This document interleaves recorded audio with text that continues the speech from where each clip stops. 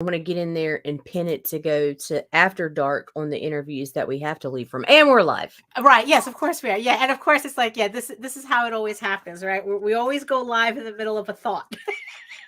but these are thoughts that benefit all of you. So, yes. You know, porns for everybody. A lot going on. A lot going on. So Nita, what day is it today? Monday. It is Monday, December 12th, 2022. And this is the Rage Into the Vlogs. Yes. It is. It is. Yes, absolutely. You ready, Daphne? Absolutely not, but go ahead. Hit it. All right. The views and opinions expressed within the video content found on the Indie Comics Network are those of the speakers and do not necessarily reflect the views or positions of the Indie Comics Network or its sponsors.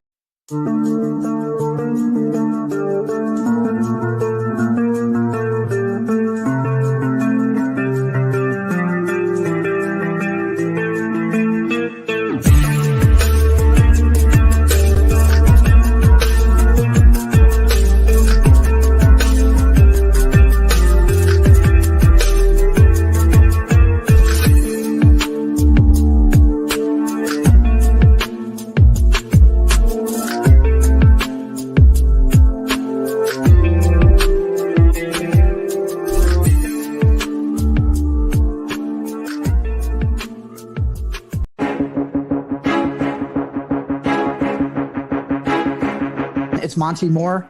I'm a 30-year comics veteran in comics, games, and movies, and you've been watching one of my absolute favorite podcasts, Catch the Craze. You are watching Catch the Craze. What am I listening to? And you're listening to Catch the Craze. Where are all the indies at? A Catch the Craze podcast. What are you watching? I'm watching Catch the Craze. What are you going to do? Subscribe now to Catch the Craze, the #1 show online for independent. Have you subscribed to? You are an independent. Catch the Craze! Making moves on your own. Catch the Craze! On your grind in the streets. Catch the Craze! Join the movement. Catch the Craze! It is difficult to write these words, but I must for my own sake. I have done, seen, and been part of many things in my life.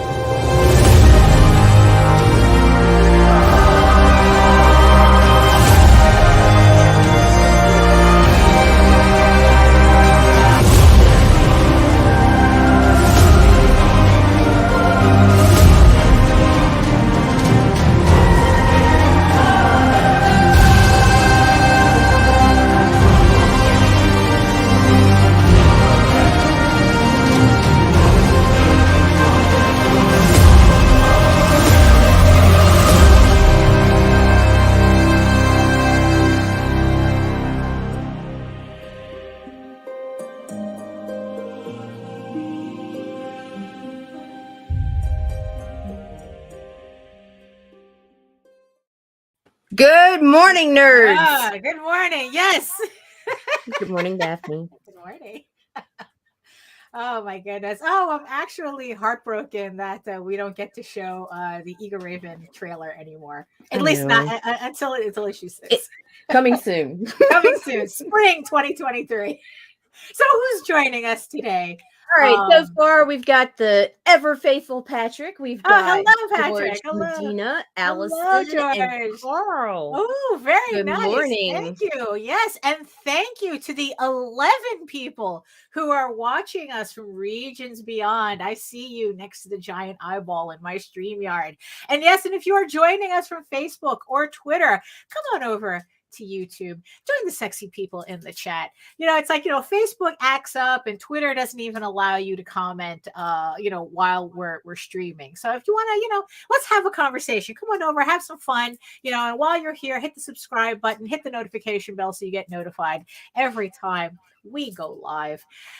Oh my goodness. Yeah, a lot going on. It's been a very long weekend for me again, but hey, let's get this party started, right? So hello, everyone. My name is Daphne Lage, and I'm a cartoonist, illustrator, and comic book artist from New York. I've been self-publishing comics since 1992, and I am known for the furry fantasy adventure Tall Tales, which will be returning to Kickstarter early 2023. So keep an eye out for that. And I am also known for my medieval fantasy soap opera drama, Eagle Raven, Heir of the First Unicorn, which just ended its current run on Kickstarter for issue 5 on Friday. Thank you so much for everybody who supported it. Now it's time for me to do all the maths and put together the files for it. But in the meantime, you can read both my comics online at Tall Tales, TAILS online.com, and eagleworks.com, EGOWORKS. And you can also check out all my videos on how I make my comics here on YouTube at my channel at Daphne Lage, Lage Art, which also simulcasts through the Indy Comics Network. And to tell you more about that, Nita, take it away. My name is Nita Lanning. I am the producer of the Indy Comics Network, and I'm also the producer of the Indy Comics Network After Dark. Oh, yes. We had a full weekend. Yes, we did. You guys like the porns? We're giving you the porns. We will be moving House of Bob, the vlogs, and Shots with Comics, and then we will also be adding a few new shows over there. I guess I should specify the vlogs will still be on the Indie Comics Network, but we will be doing adult interviews as well. So when our guests come in at the half-hour mark, we'll transition. We'll drop from here, and we'll just be over there. Yeah. There's a whole bunch going on. So subscribe to both channels. Exactly. Push all of our buttons. Oh, that's for sure. I mean, it's like, yeah. Look, honestly, I'm really excited at this idea of having a separate channel for the more adult stuff. One, because so my mom can stop seeing House of Bob on her 4K screen. It's not uncomfortable. It's like awkward. But also it's like, yes, it's like, it just, I think it's just allows us to, I don't know, to experiment more by having a separate fully adults only channel. I think by now we figured out like what YouTube will allow us to do, and so far we haven't been kicked off the air yet. So far. If we are, we maintain our evergreen content. Right. And there's a huge difference between the not safe for work following and the safe for work crowd. Whereas if the Indie Comic Network, as it were, right now were kicked off the air, it would be hard to rebuild our audience. However, followers that tend to group together for the not safe for work stuff, it'd just be like, hey, we got kicked off, but we're here now, and they're just going to follow us over to our new channel. Yeah, no it's big deal. it's very strange how those audiences function differently, how they're different, So we see you, all you cheeky monkeys out there. So I'm looking forward to the change. Like she said, I mean, the vlogs are still going to be here. I mean, we're still going to do the vlogs, but this separate channel allows us to bring in people who have done work that we'll get in trouble for, or we can't really talk about fully on. Right. Or the ones that are always coming on and they're like, oh, I can't show this. And it's like, right. Okay, Yeah. No. It's so like, bad. Yeah, But exactly. No. We want to be able to have more of an open forum, and this will allow us. Yes, John, you are now a nudie artist. Yes, John Celestri will be joining us on Indie Comics Network After Dark as well. Thank you so much. I'm looking forward to it. It's like I said, I think it's going to, and we also have several artists in the wings who we're currently talking to as well. It's like where they really like the idea of having an outlet for different types of artwork without having to worry about censoring themselves or anything. And it's like, look, you know what? And it's like, look, I pride myself in the fact that we figured out a way to actually bring adult material to YouTube without being lurid about it, without it looking like, you're on Pornhub or something. Right. Like, I really do think, that we're very educational with what we're doing with the adult material, and that you really are learning things, and it's still a very educational environment. you know. I just want to put more focus on the side of the industry that tends, like, we all know it's there, we all Right. see it, it does well, it thrives, but right. none of us are really talking Right, about because it. we can't, because platforms Right. are really like, they're kind of schizophrenic when it comes to that stuff. Yeah, it's like there's some people who are, thriving with their adult stuff online, but then at the same time, there's kind of like an equal number of people who keep getting harassed and threatened and thrown off platforms because Right. of it. I mean, it's like, it's like the stuff that I was putting on Patreon was kind of like just a dirtier version of what you see on in Sports Illustrated, but I got targeted. Yeah. It's like someone at Patreon decided that they didn't, it's like, oh, I was being literally too cheeky on was showing too much on my Patreon, and it's like, bruh. Meanwhile, I actually follow other Patreon accounts where it's full on pornography on there, and it's like, I can't handle that. I can't handle that, make up your mind, type of thing, it's like, right. Exactly. That's another thing. When I say adult content, I'm being inclusive of all adult Yeah, content. Super exactly. violence too. We want it all. Right. And that's, Ass, yeah, blood and exactly. gore. It's like, the stuff that, will get you in trouble, because there's some horror artists who I've spoken to that they said, I can't put my stuff online because it's like too much, it's like, okay, yeah, it's like, yeah, we need some more of an outlet for it. So we're really glad that everybody likes the idea of it, and we're looking forward to implementing it. And it opens up Indie Comics Network to be able to have more all ages stuff as well. Right, Because I've been exactly. uncomfortable promoting that because it just feels weird, Right. Hey, let's back comic books for kids. Da da da da da da. Hey, By the way, House look at of our Bob. porn. and we have Or House of Bob. Yeah, and we don't have Yeah. to worry about somebody streaming and then transitioning from one show into Right. another, and it's like gone from Right, content yeah. that a parent may have approved to Yeah. jump into something just totally off the Right, wall. exactly. It gives us that. It makes me Yeah. feel better as a parent. Right. Well, that's true, because in the end, it's like we have no control over what YouTube will suggest to people according to the algorithm, and we don't want somebody coming here for like all ages content, kind of like the book that we're going to be talking about later in the show. And then all of a sudden they get recommended House of Bob. Right. So it's like, no, this will allow us to circumvent a lot, issues like that. And yes, and it will allow us to also open up the door wider to more all ages stuff, because I mean, look, we're setting this up so it works for everybody. So Right. like I said, I'm really happy that people really do seem to like the idea and are looking forward to it. And hopefully by the goal is to really, I guess, officially open for business on the 31st. Right. So I have the new mascots drawn out. I just have to color them in so I can start making all the graphics and the banners and stuff, and then we'll just move on from there. So anything, is there anything else? That's all I have been doing.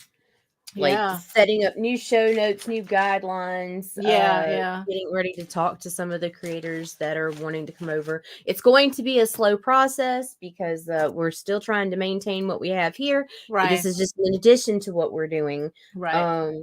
And there may be more in the future. And so we have there's some changes. It's like this is on top of all the other changes that we're kind of we're slowly implementing or whatnot. I mean, it's like 2023 is going to be hopefully a much better year than what we've had. I mean, it's like, not saying that 2023 was a complete trash fire, but it kind of started off as one. Yeah. It definitely started off as one. So, hopefully 2023 will be better for everybody on this round. So, oh my goodness. So that was, yeah, so we were doing that. And yeah, like I said, Eagle, thank you everybody for supporting Eagle Raven Heir of the First Unicorn issue 5. Today I'm going to be, like I said, doing the math on it and, you know, figuring out how much of everything I have to I have to order, so I can get those orders out this week and get the process started, so that the second you know, I have to send out surveys and everything, so that the second Kickstarter sends me my money, I can start sending books out the second that happens. I would like to be able to get everything really out before the end of the year, literally. But you know, it's going to be tight. It's going to be tight. So, you know, Time is ticking. yeah, exactly. So, you know, that is my goal, but you know, that's what I'll be doing today. I'll be doing the accounting part of that. But again, thank you everybody. And yeah, and I'll see you in spring 2023 for issue 6, which I still can't believe I'm at issue 6 already for this. Jesus Christ. It's greatness. I know. It really is. I mean, my brain is still kind of at when I was just finishing up issue 1. You know, it's just, you know, it's like, no, we're at 6 now. Congratulations. Oh my goodness. Also, yesterday, yeah, it's like yesterday, I was at the Midtown Comics outlet. That's near my house. The comic book store that's left, pretty much. We had 2 that was nearby, and the other one closed down about a month ago. So now we just have the outlet, the Midtown Comics outlet, which is only open on the weekends. So yesterday, we were over there. You know, JD was looking through. He was perusing their 50-cent, their dollar bins. I think it's the dollar bins, but some of the books, they have like an additional discount on top of it. So he was perusing that, and I was upstairs looking through their manga section, because it's like everything there is heavily discounted. So I mean, I've been finding myself really attracted. I mean, kind of like being not it's like, look, I've always liked manga, but I don't know, recently I've been really like studying them, you know. It's like I've been collecting more of them, you know, like really looking through them. I've especially been kind of like looking at, like, studying how they put the books together and the layouts and how the pages are done. I don't know, it's like more technical, but still though, I want to make sure I pick up some stuff that I'm at least interested in. Right. And but also the science. Well, yes, there's also a science to everything too. So these I picked up on 2 separate occasions, but they were interesting enough for me to kind of to look at. So the first one that I got, this one I had bought at a previous I don't think I showed this off. This is called Alice in the Country of Hearts, the Junk Box Stories. And it's actually a reverse harem manga that's based on Alice in Wonderland. So Alice has to choose between all these suitors, you know, as to, I don't know. It's like, I haven't read it yet. And, you know, but it's just, you know, like I said, it's a reverse harem manga, romance manga. So well, when you look into the abyss stares back. That's how it always works. All we could do is just go back, go, you good? Yeah, we good. All right. Right. So I picked this up, and you know, and then the other one that I'm in the middle of kind of collecting is the Sacred Blacksmith. I was able to find this at the outlet as well. I was usually picking these up for like $8 to $10 on Amazon. I got like 2 random issues right now, and but this one I was able. Oh, actually, JD picked it up for me for like $3. So you know, so the benefit of shopping at an outlet. Yeah, so you know, so I picked, you know, so I've been picking these up, like I said, both for science and both for, you know, aesthetic. You know, it's like I said, I haven't sat down and actually read them yet. but the thing that I found interesting is that for all these accusations that the kids simultaneously are reading manga obsessively, but they're not reading at the same time, right. is kind of like just absolutely, I'm just going to call it what it is. It's a stupid argument. It's like the kids are obviously reading. And the thing that especially in the past year-ish, probably less than that, what I've really been noticing and been fascinated by, for an audience that supposedly doesn't read, light novels are all the rage. Yep. I mean, this is it. I only have one light novel, again, that I picked up for research purposes. I have my one issue of Goblin Slayer. I wanted to, and it's literally a novel. It's literally a novel with some very sparse illustrations. It's like, it's not, I wouldn't exactly call this illustrated. There's just not enough. It's like, it just has like these token illustrations in it. Right. But man, it's like, now it's like every other book. Like you have a manga, and then you have a light novel, and then you have another manga, and then you have other light novel. So it's like every other book is a light novel. And for those of you who don't know, like, light novels are kind of like their equivalent to YA books. It's like they're for kind of like a teen audience, I guess. And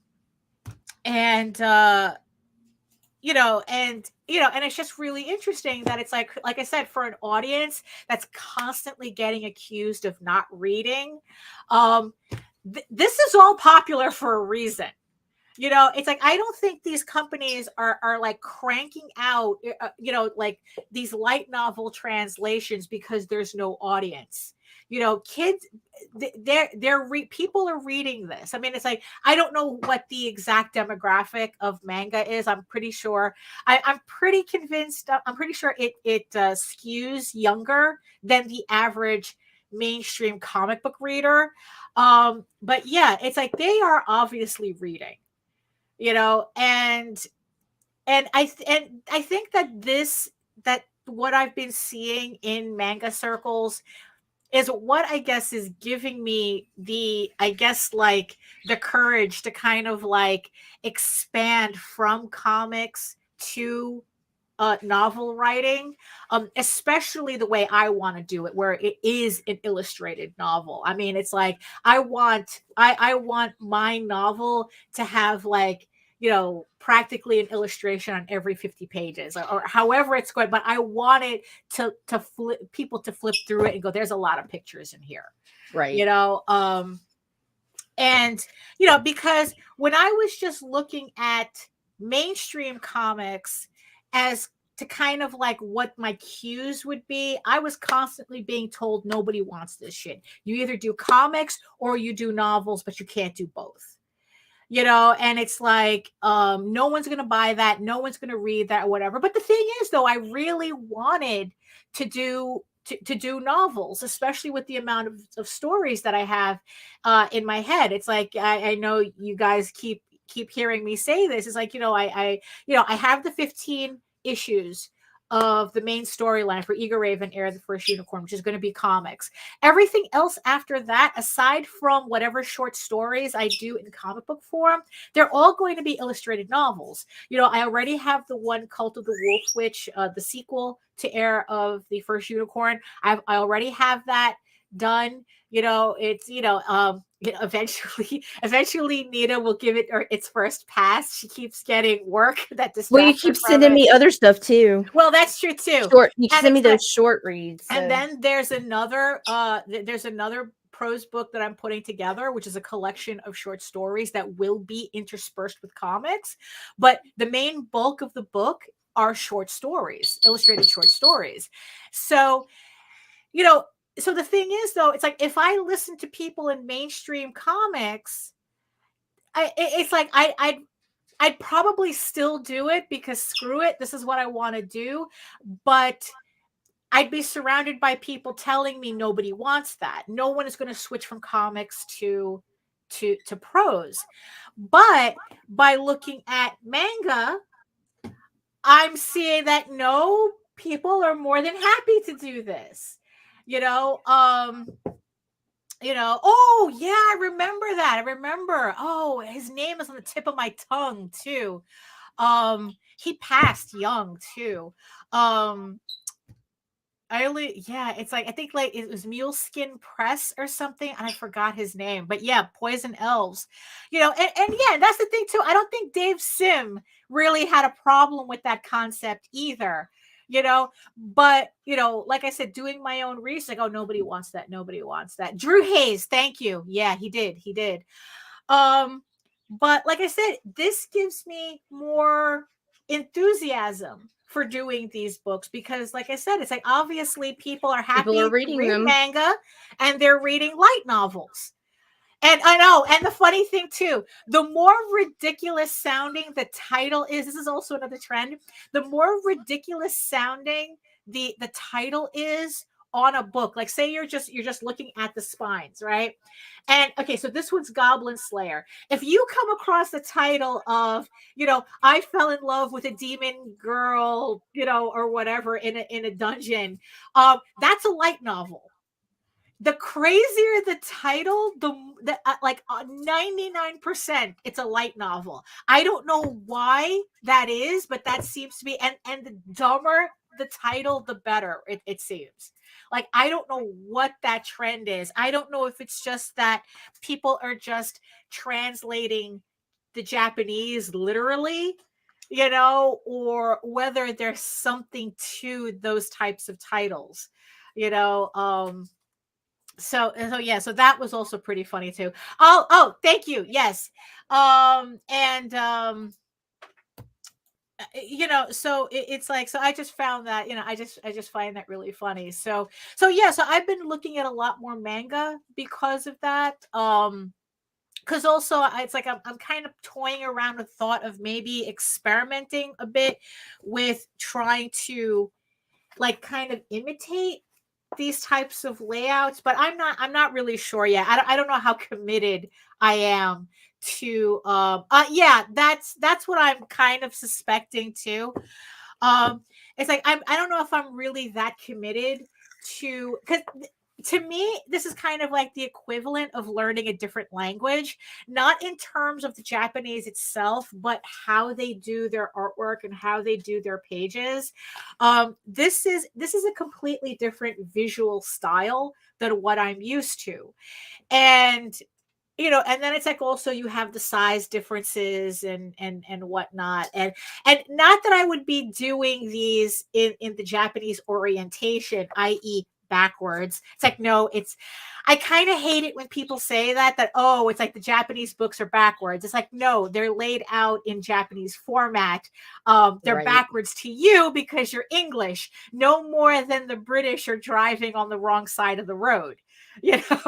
I think technically the United States and one other country are the only two countries that don't drive on that side of the road, like I guess on the right side, but that's a complete, it's like called the right for a reason, Daphne. Right, I know. It's like, but also it's like because it's like every time I hear, oh, it's done wrong, or it's like Right. you're reading it wrong. There's a borderline racist tone to that really makes me bristle. Yeah. Yeah. So it's like, no, it's not that it's backwards or it's wrong. It's laid out in the way the Japanese lay it out. That's it. That's all that is. So yeah, if you can kind of avoid saying the wrong, people are reading it backwards. They're not reading it backwards. They're reading correctly to the original Japanese. It's just not, and it's not laid out for the American audience. Right. So yeah, so just kind of keep that. No, manga is not causing dyslexia in American No, it is not. It is not. No, it's like, because you know what? Last I checked, this was not backwards. I mean, this reads exactly like a novel. I mean, stop it. Stop saying shit like that. It's like, because you know what? Yeah, it's like you're you're being racist. Let me just put it that way. He's like, you're being racist when you say shit like that. You're being a petty bitch. Yeah, exactly. Oh my goodness. So yeah, so I thought that was a little bit of fun. So yeah, so I was just looking at so yeah, so I'm kind of like in a manga space right now, in terms, but like I said, it's more in terms of aesthetic and layout, because I've been coming across. I'm just gonna. I know that we're supposed to have a guest. I'm just gonna keep talking until they pop in. So because I've been seeing some American manga artists, which that in and of itself is it's seemingly a controversial issue, which I think we can save for another episode, where it's like, I've never heard of them before. And yet they have, not only do they have volumes of work that are available, but they get this aesthetic down packed. Like there is this one book, Apple Black, and that it's like, if I didn't know that it wasn't a like a Japanese import, I wouldn't have guessed. It looks exactly like the guy who does this, who's Nigerian, by the way. He has that aesthetic like down, and it's like, and it's just really funny. Like I said, he has volumes, and I never heard of him until like recently. And it's like, wow, where are all these people coming from? It's like, there was another artist too that I was following where she has 7 volumes of her book. And again, where are these people coming from? And I find that fascinating, how it's like, we think, we talk all the time about indie comics, and we kind of think it's so small and we know everybody and this, that, and the other thing. And it's like, nah, there's a whole world out there of indie comics that we don't know about. Right. And it's like, yeah. And it's like, it's like, I guess you go into independent American manga and it's a completely different landscape. It's just, it's amazing. And that was part of what, I guess kind of like really got me looking back into manga and what, it's just, sorry, mainstream comics, you got to try harder to get my attention. What can I say? What a horrible thing to say, Daphne. Yeah, I know. So our guest is in the green room right now. So what are we gonna do? We're gonna throw a bump, and then we're gonna bring him in and talk about his comic. And actually, yeah, we're gonna be talking about a lot. So there's a lot to unpack with this book. So we'll be right back. All right. Hi, I am Joe D. McPhee. I am the host of From the Desk of a Small Press Publisher, and I want to cordially invite you to watch our show Saturdays at 9 p.m. Central Standard Time. On our show, we will have different guests as well as talk about the comic book industry and pop culture. And every so often, I might actually do a drawing session or a 3D rendering session every here and there. So once again, I want to invite you to watch From the Desk of a Small Press Publisher right here on the broadcast channel that you're looking at, whether it be Facebook, YouTube, or Twitch. Hope to see you there, and make certain that you catch From the Desk of a Small Press Publisher at 9 p.m. Central Standard Time. Thanks. And we are back. Yeah. Hello, sir. Hey. Welcome. How are you ladies doing? Good. So why don't you introduce yourself to the peoples? To the people. Yeah. Hello, people. So I am Russ Casseday. Let's see. I started in Comic Land about 4 years ago. I started coloring. I got an iPad for work. Started coloring some Transformer art from a guy I met on Facebook. And it just kind of grew from there. Someone asked me to color some sequential pages, and I was like, Okay, sure. I'll give it a whirl. Hey, Rob. And it's just grown from there. So now I've colored, in the last 3 years, I've colored over 450 sequential pages. Dang. I've colored over 80 indie covers. I've lettered probably 10 to 15 books. I edit all of Counterpoint Comics books. And then I manage some websites for some folks as well as Shopify sites. They're pretty straightforward, simple sites. But Adelso Corona, who is the inker for Gunslinger Spawn right now, Marat's Counterpoint page. And then a couple years ago, I got into setting up crowdfunding for Mark May's Hellbringer series.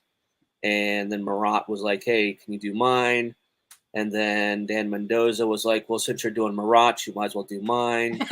Might as well. Well, it's kind of. My man does a little bit of everything. Yeah, I did about 20 campaigns last year for people. Dang. I've done 40 this year. Wow. And I don't see that slowing down. I just picked up Ron Zabala. So it's growing, which is good. I've been in talks with Billy Tucci to do some of his stuff as well. So it's been a whirlwind of excitement, and I do have a 40-hour a week job. I'm an IT guy. And it's kind of, I guess, what has helped me to pick up on some of the stuff so quick, because I mean, if you guys have done backer kits, backer kit's not exactly the most user friendly platform to use. Right. Yeah. I haven't. I haven't even tried. Daphne hasn't touched it yet. Yeah. Yeah. So it's not exactly the most user friendly, but that's kind of what got my foot in the door with some folks. And that's what I do for Dan. Dan likes to do his own Kickstarters for now. He said he may give me the shot to do those down the road just to free up, his time. Right. But for right now, I do his surveys and stuff. So. Right. But I mean, it's like, because I saw you on JD's show, I think like 2 Sundays ago. Yeah. And it was you and your wife. And it's actually it's like, not to belittle what you do, because I want to talk more about that. But it's like, it's your wife that's the creator, I guess she's a writer. Yeah. So I had a couple years ago, back in 2019, this is funny how this started. So, sometimes when you're driving, and this is when my mind works. For some reason, when I'm driving, when I should be paying attention to the road, and I had this thought of a girl throwing an animal charm, and the animal coming to life, and and fighting beside her. And in my mind, it was a lot more action packed, like manga, anime, like crazy battle scene type of thing, right? And I had a guy that I was working with. I pay, because I'm a colorist. I commission artists to draw for me. I color when I do art prints to sell at shows. And I had a guy that I was working with at the time in the Philippines. I had him draw concept art for me of this girl with these animals surrounding her. And at the time, I had imagined her being 12 or 13. Based on my daughter is 15. A couple years ago, she would have been, 13 years old. So I had her being 12 or 13. Then the pandemic hit, and it kind of slowed everything down. So I talked to a local writer to me. I'm in Ohio, southeastern Ohio, and I have a local writer. His name's James Patrick. He has written for DC. So he's written Batman, Harley Quinn, Green Arrow. He has some recent books for Aftershock, Astronaut Down, and Kaiju Scored. They've been big hits for him. I asked him, I'm like, hey, what do you think about this? And he's like, if you can come up with a good story, it should be good. I haven't heard anything like that. Someone throwing like animal charm and it coming to life, and and in my head, I'm thinking, and I don't, I'm going to give things away, but she has 4 animal charms. Eventually she'll get good enough to where she can bring all 4 animals to life. Right. They have different abilities that she will be able to, once she's good enough, able to use those abilities with, with herself, including the animals. That's kind of giving a little bit away, what's going to happen down. Oh, we're going to talk more about the Yeah. campaign But- a little later on. But after James said, "Yeah, go for it," right? We were coming back from a show in Kentucky, and I told my wife, I'm like, my wife is the director of behavioral health for a fully qualified health center here in West Virginia. And so she's been a therapist for, almost 20 years. But she reads a lot. She's read Harry Potter. She reads a lot. And when I say a lot, I mean a lot. Like, she'll read an entire Harry Potter novel in one night. I'll binge 8 episodes on Netflix. Right. She'll read 500 pages in a night. Well done. Well done. Yeah. It's just, she's a monster. And she loves to write, but she hasn't done it for a long time. What she writes now are, applications for grants. It's a little different from comic book writing. Different kind of writing, right? But at the same time, it's still writing. Right. So when I pitched her this idea, she was like, "Oh, you could do this, and you could do this, and this and that," and pulling stuff from her book, favorite books, and and just different things. Right. And so I'm like, "Well, why don't you write it?" And she's like, "No, that's not a thing. That's no." And I'm like, but anyways, by the time we got home from Kentucky, she was writing the book. Oh, there you go. Yeah. So she wrote book 1, Uh-huh. and she wrote book 2. And it's funny. So book 1, I had done a few things. I mean, I've been working in the comic industry for a couple years now, so I felt confident enough that I knew that I could produce the book.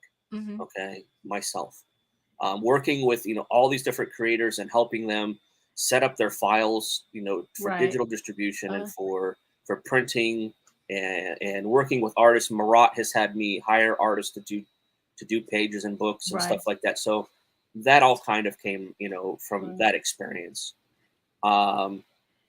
So I was nervous because Sarah reads novels. So I was concerned that she was going to be very wordy with everything. Mm-hmm. But what ended up happening, because we were like, we have to do a script. Right. And she's like, "What?" I'm like, "We have to do a script to give to the artist so that they know what to draw on each page." For our first book, we weren't too sure on how to do that. So she had a 1-page script that said, page 1, this happens, page 2, this happens, page 3. Oh, wow. Okay. Right. So you worked from these really rough breakdowns. It was a very Right. simple script. Uh-huh. So the artist that I hired from Columbus, Ohio, Nate Lovett, he had worked on some books before, and he had done some inking jobs for Marvel and stuff like that, but he's also done work for Nickelodeon, like Paw Patrol and stuff like that. So I was confident that if I hired Nate and I gave him this simple script, that he would be able to add in what he needed to add to make the book work. Right. Okay. So, and he did. And so the first book was 25 pages. But when we went, because I use an application called Comic Life 3 to Letter. Oh, okay. It's literally drag the page into the application. You drag the word bubbles and sound effects where you want it to go and type. Oh, interesting. It's Okay. super easy to use. But what I wanted to do is I wanted to make sure that she didn't cover up the art. Oh, well, of with course. word Yes. bubbles, right? That's always a challenge. Yeah. I'm an art guy. So basically what I would do is I would drag the bubbles up. Okay. And I'd put the bubbles in hey, Jim, now listen. I would drag the bubbles into place and I would just type in filler text, right? And I'd be like, okay. And she would come in behind me and be like, okay, I'm ready to do this. And I'm like, all right, here are your bubbles. You just have to click on the bubble and put your text in. Right. Yeah. And it was kind of her guide, right? But then she was like, well, hold on. All right. I would come in and she's like, well, this doesn't make sense because the first person that needs to talk on this panel is over on the right side of the page. And I'm like, oh no. Yeah, right. So that was perfect because it's what she needed to see. Right. Because now when she did book 2, it was page 1, panel 1. This person's here, this person's here, this person's learned, here. Yeah, that learned quick. exactly. Yeah. And here's what they're saying in the bubble. Yeah. Nate That's knew interesting. exactly what to draw, Uh-huh. where to happen, so we don't have any of that that Right. mix up from book one, and it only Right. happened in one panel, Right. so it Well, really wasn't that yeah. big of a deal. The thing that I find fascinating about the dichotomy that you have is that the dichotomy. I think that might be the wrong word, but the kind of like this relationship that you have, where like everybody, too many people think that, oh, I want to be in comics, but I can't write and I can't draw. Right. And they think that that's the only way they can be in comics. Yeah. But it's like how you ended up being was this massive support system that pretty much everybody needs to do this. It's like you're doing what a lot of people have to like pretty much learn on their own. Yeah, and I had to learn. I learned it by other people asking me to do it for them, and I'm like, well, yeah, I'll figure it out. Right. Yeah. It's like, so that's the thing. And that's the thing. It's like, so did you have like all these friends who were artists and like going, damn, I wish I had somebody to do this, and you decided to take up the challenge? Or did you already have an interest that led into, you know what, I'm not a writer, I'm not an artist, but I can code Kickstarter pages, I can learn to color, I can learn to letter. It's like, what kind of like brought you into that as part of that support system? Yeah. So I mean, when I very first got the iPad, I just wanted to color it because it's relaxing. I mean, anybody that you go to the store and you're in your checkout aisle and you see those adult coloring books, right? Yeah. I mean, for some people, it's doing the Sudoku, number, all that number finding or crossword puzzles. It's very. Oh, thank you, Alice. Yeah. It's very it's just very relaxing to me to color things. It's like watching an aquarium, in the fish swim, right?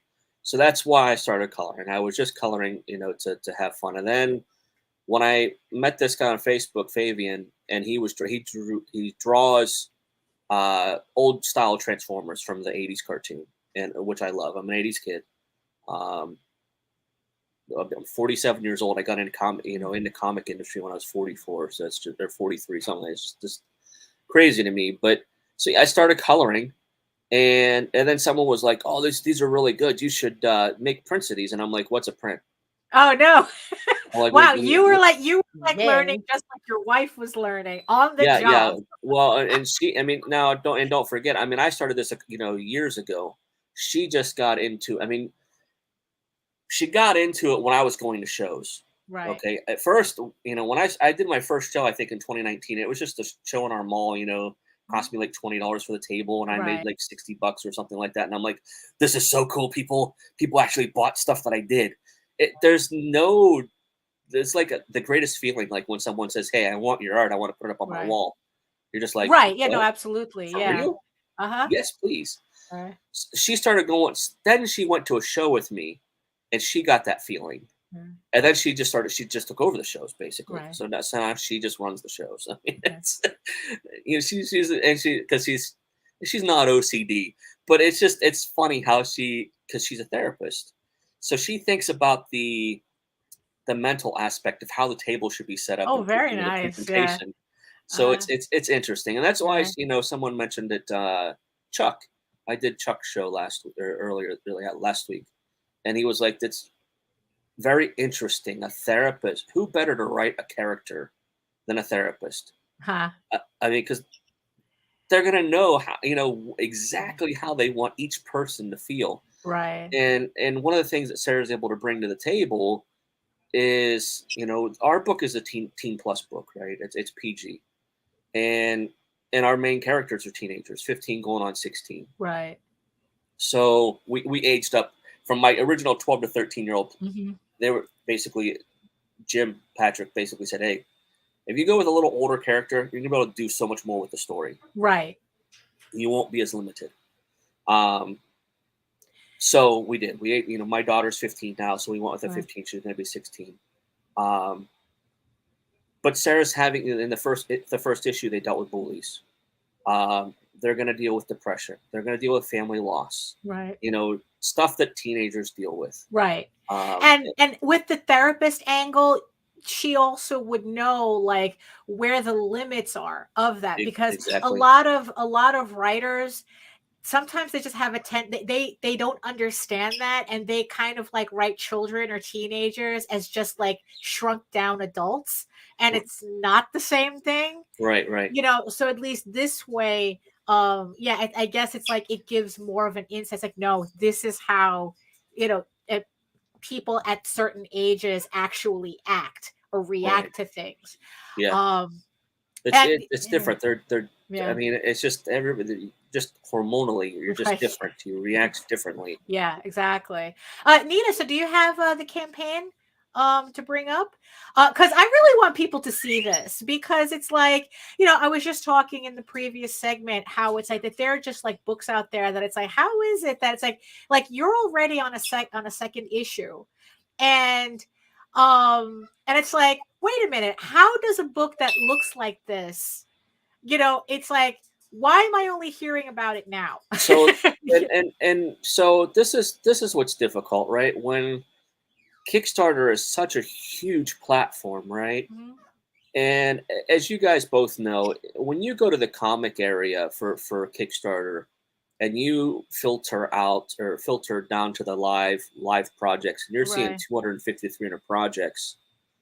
There's so many projects to scroll through. Mm-hmm. By the time you get 20 rows down, you're just like, all right, I've seen 60 to 70 of them. Yeah, once you get that fifth scroll, it's like, okay, I'm done. Yeah. And that's, and I had made, and I'm sure other people make suggestions to Kickstarter as well. And I had basically, recommended to them multiple times to make their comic interface look like Netflix, genre based, right? So that would be good. Yeah. So and basically, I'm not thinking about the people that are making 20K, 30K, 100K. Yeah. I'm thinking about the 36% of indie creators that are failing, and that's not failing because their book sucks. Because I've seen a lot of great projects, but the problem is that they're not getting eyes on it because they're 60 rows down on that list, and people aren't scrolling that far. Yeah.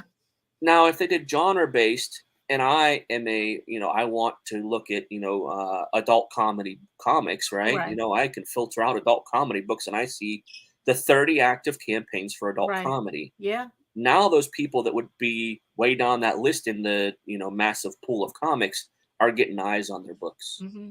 And same for, horror or anything like that. And it's simple, because all you have to do is, when you're setting up your Kickstarter campaign, you have a little section on that intro page where you have to pick 2 out of 10 genres. Right. Adult, horror, comedy, fantasy, whatever, right? And that allows them to group the projects together. Right. Because right now it's like all you have is just like, okay, are you a comic book or a graphic novel? That's right. That's exactly right. That's the only options you have. And it's like, I would love to be able to put fantasy, furry, it's like, other, romance, drama, that I would love to be able to actually tag my work. Yep. So if you notice on this campaign, we're running it on Crowdfundr this time. Yes. So myself, I have basically ditched Kickstarter. Oh. Okay. And the reason is because once I reached out to Crowdfundr, and the CEO emailed me back. Mm-hmm. And they're a small team. They're 20 some employees. Right. But when the CEO replied back to me, yeah. I knew that I had somebody's ear. And I had made a recommendation to them, and in 2 months it was implemented. Huh. So basically, you know how when you're scrolling down Kickstarter and you have somebody's got 50 tiers. They've got cover A, they've got cover A version, cover A foil, cover A metal, right? Yeah. It gets daunting. It's just, it's overwhelming to people. Yeah. Mm-hmm. So now if you go down and click on cover A. Well, I mean, is it related to the fact that you can actually have images on the level itself? Well, so that's very similar to Indiegogo. Yes. Okay. But if you click on one of those contribute buttons, okay, what happens is you get options. So for cover A, you have a virgin option, a foil option, and a metal option. Oh yeah. So go ahead, click on one of them. Yeah. So click on. Click on cover A. So this is the other thing. Okay, so I wanted to have 6 different pick versions. a cover. There we go. So if you click on that, So for Charms 1, pick a cover. If you click that drop down. Nita. It won't show. I do have it Okay. dropped down. I'm seeing it. I'm seeing all Yeah, the so you different can see options. it The gives you regular a trade okay, dress so version, okay. regular trade virgin, comfort I and mean, Atom, because regular that- trade. I mean, it gives you everything. Right. It's fucking Now, if you awesome. scroll, so Nita, if you scroll down a little bit and go to like cover A, so if you notice, when you go to contribute, it turns your page into a storefront. You can pick as many of each cover as you want. So if each of these items is limited, like in Kickstarter, you can't back multiple limited items. Right. In this one, you can. If cover A was limited, cover B was limited. Like a storefront. I kind of wonder if that has a lot to do with the fact that Kickstarter keeps insisting it's not a storefront, so it doesn't build like one. Right. And so Crowdfundr takes a different approach. They're Shopify. Mm-hmm. Yeah. When a customer backs your campaign, you get the money. They don't collect all the money and wait until the end to pay you. That money is between you and your backers. So is that similar to what Indiegogo does, where they collect the money up front? Well, so you can do that. There's two methods. There's all or nothing. Right. And then there is keep it all. Right. Okay, so in keep it all, which is what I chose, when someone backs one of my products and they pay via PayPal or Stripe credit card, Right. I get the money immediately. Oh. Immediately. So you I don't. wait. So there is no waiting until the end of the campaign. No, because Crowdfundr doesn't touch the money. Right. It's kind of like if someone hate that. I do too. I mean, it's like here's I the thing. hate that because of the irresponsible People. creators that Nature of will a lot get of the money. Yes. Yeah. But I love it for the creator who is responsible, who is Right. going to put your stuff out. And a lot of Right. backers have said that they like it. They would Right. rather have it come out and not have to wait Right. 30 No, days. absolutely. No, Because for that's why sure. you get all the people that Right. downgrade their pledges or cancel Yeah. their Right. pledges. Yeah, exactly. Now I'm gonna have to now Crowdfundr, it's like these are like this is it's not that it's a new platform, but it has been getting some traction. But the thing is, though, it's like for everybody looking at this, I'm going to have to poke at the elephant in the room.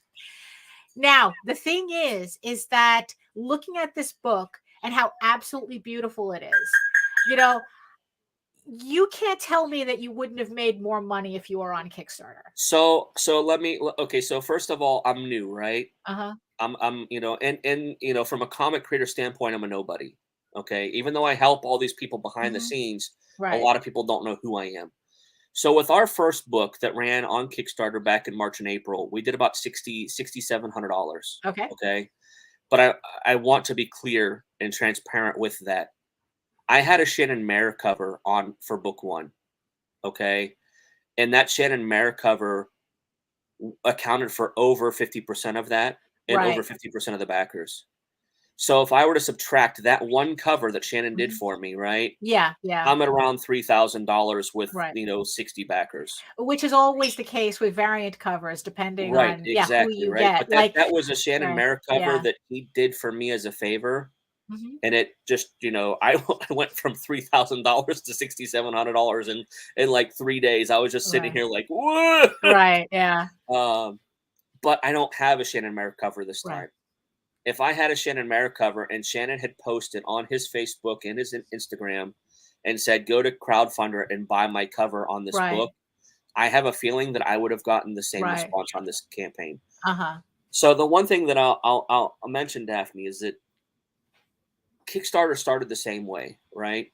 Mhm. They started with zero, and they basically wanted backers, or people to run their campaigns on their platform in Right. order to bring people to their platform. And that's what Crowdfundr has to do is they Right. basically have to build up that same kind of thing.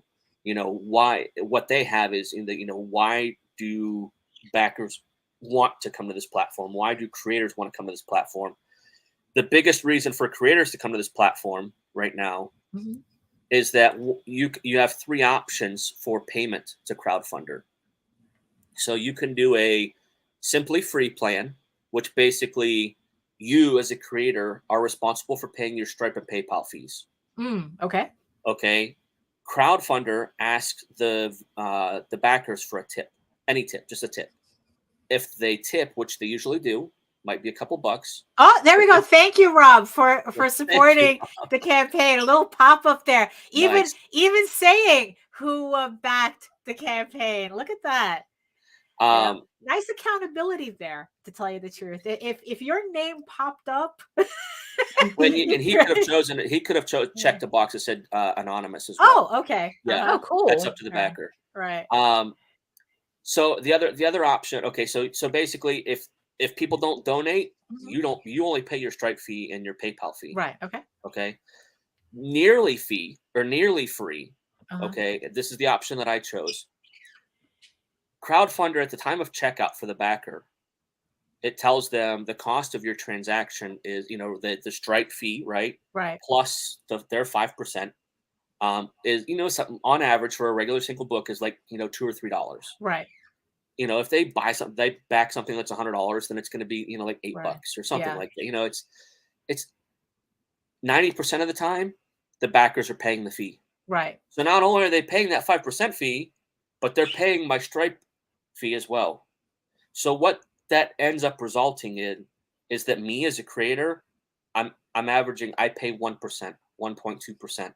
I'm not paying 8.5% like Kickstarter, Indiegogo charges, right? Well, also another thing too, because it's like I said, we probably need to have you back to talk about your experience, like after the campaign, after it closes, and after you fulfill the whole thing, and really get more into the nitty gritty about Crowdfundr. But also the thing is too, like I said, I had to poke at that elephant, but conversely, your amount there is not padded with shipping, isn't it? No. So my actual amount my total amount right now with the fees and the shipping and everything is closer to $2,300-$2,400. They don't pad that. Now I have asked them to put in parentheses underneath that, in parentheses total amount, with the shipping and everything, so that creators that come to the site can see a Kickstarter number kind of thing. Yeah, Rob, and that's the other thing. I think they're the only platform that takes PayPal. Right. It's up to you as a creator to create a business account. You don't have to create a business account. They recommend you create a business account. Right. Because it's a transaction between the backer and you. If a backer requests a refund, it comes from you. Right. Yeah. Yeah. It's just like an e-commerce site. Right. The other nice thing about Crowdfundr is it's free. You could do Crowdfundr Professional. You could set up an organization. They are the only platform that will let you remove their branding and put your own branding on the page. Oh, snap. Wait a minute. So that means, so I can so it won't say Crowdfundr in the corner. It'll say Daphne. But so like I could literally run this from my website. You could. So right below that contribute button, there's an embed link. So you can actually embed this into your website so that you can send all of your traffic to your own website, and then on your website is the Crowdfundr page. But you can change the branding so that it's an Ego Raven in the top corner. So it your logo. matches. It matches my branding. That is really. I mean, like I said, we're gonna have to bring you back. Yeah, we're gonna come back, dude. We're already at the top of the hour, and but I mean, like I said. I meant it when I said that having Russ on, there's going to be a lot to unpack, and we haven't even gotten through customs yet. We're still in the TSA line. We still have to take our shoes off. We're getting. I mean, there's a lot going on here, but. But the thing is, though, it's like I know that you went into more detail with this like I said, on the previous show with JD Calderon when he had the CEO of Crowdfundr on as well. So if you want to see, if everyone watching wants more information on Crowdfundr, we'll leave a link to that show so that you can get in the show notes so that you can learn more about that. Russ is on there. The CEO of Crowdfundr is on there.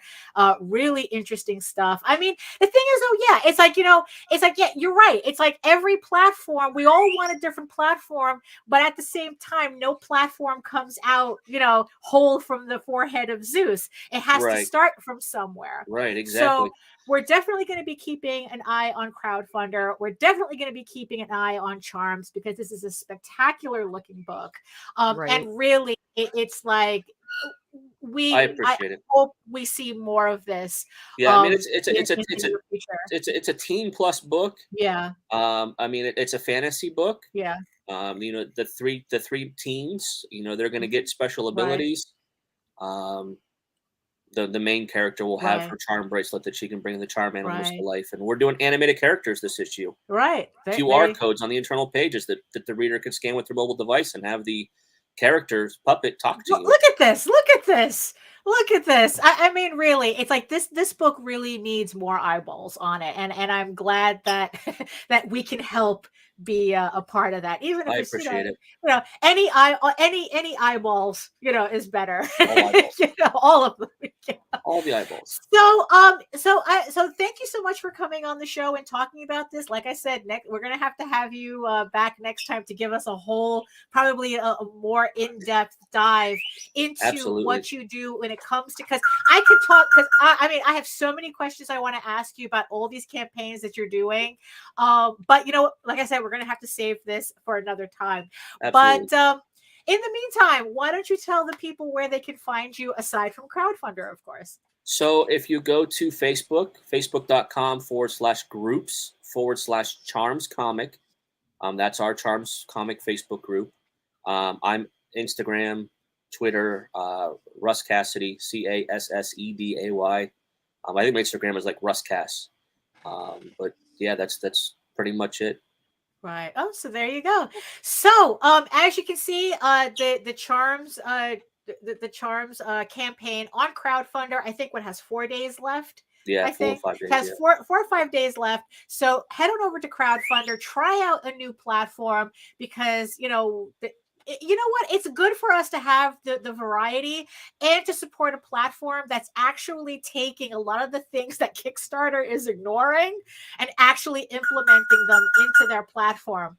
Because it's like, I can't even begin to tell you that it's like, oh my God, they're really doing that. But, like I said, we're going to have to, tackle this on another episode. I appreciate you guys for having me. Oh, thank you. Thank you so much. So I would like to thank, well, actually, before Nita, do you have any kind of final takes? I'm working. I'm putting stuff in. Yeah. Oh, there you go. Yeah, she's putting in all the links and everything. And also, like we always say, all links are in the show notes below. They're in the show notes, the link tree. There's some in the chat. Everything that we mentioned in the show today.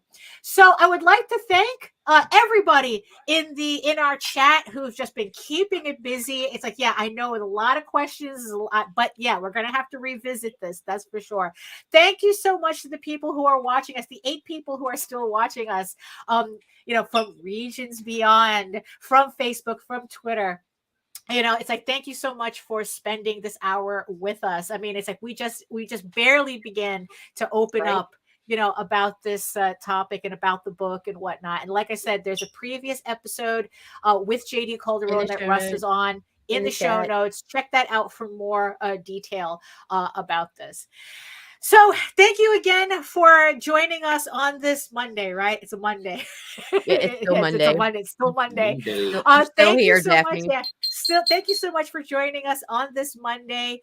So if you want to learn more about me and my artwork as well, you can head on over to my main portfolio site at egoworks.com, EGOWORKS. I mean, wouldn't that be crazy to actually do a crowdfunding? I know, right? Like, we're so on going my to talk own about this website. in a minute. Exactly. Where you can find links to all of my galleries and social media sites, but I mostly post to Facebook if you're into seeing sketches and work in progress and up to date updates, to be redundant. And remember that you could also check us out on YouTube. If you go to my channel at Daphne Lage, Lage Art, where you can see my previous videos on how I do my work, and also my live streams every Wednesday at from 4 to 6 p.m. Eastern. And also remember, you can also read the first 5 issues of Eagle Raven, Heir of the First Unicorn, in its original black and white format. That will be switching over to the final full color Kickstarter remastered version starting January 1st. So if you're the type that likes to compare old to new, you have until the 31st to do it. But if you prefer your fantasy to be more of a furry Lord of the Rings adventure, you can follow the link over to Tall Tales, TAILS online.com, and read the first 20 issues of Tall Tales for free. So thank you again, Russ. Thank you, everybody in the chat. Thank you, everyone who's watching us, next to the giant eyeball on my screen. Nita, you sure you don't have anything more to say? Make sure We're you good. guys like and subscribe to Indie Comics Network, and also find us Indie Comics After Dark. Indie Comics Network After Dark. It is our new channel. That's where we'll be moving our adult content to, so we can keep it family friendly over here. Right. And that's all I got. That's all I got too. So thank you so much. And in the words of the ancients, which also another thing that I ended up buying, not manga related, but Marcus Aurelius Meditations, which I could only read a paragraph at a time. In the words of the ancients, eat your food, moisturize, mind your business, and do the work, because when you actually do the work, you never have to fake any of your accomplishments. Thank you so much again, and we'll see you next time.